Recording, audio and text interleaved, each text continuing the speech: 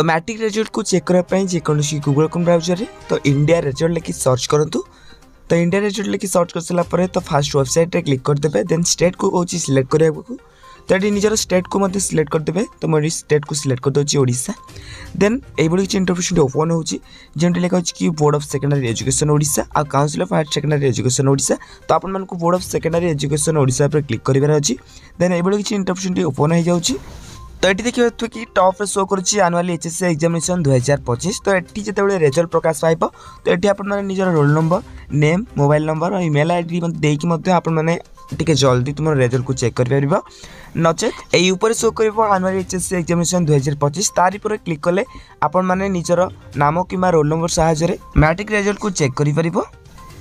तो चारिटारे तुम रिजल्ट प्रकाश पाई सारापर जिते ऑप्शन टी शो कर कि एनुअल एचएससी एग्जामिनेशन 2025 तारी पर क्लिक कलापर तो ये निजर एंटर रोल नंबर देखिए आपने समस्त रिजल्ट को चेक करेंगे नचेत खाली नाम साहाय्य निजर हो कि आप सांग रिजल्ट आराम से चेक करेंगे।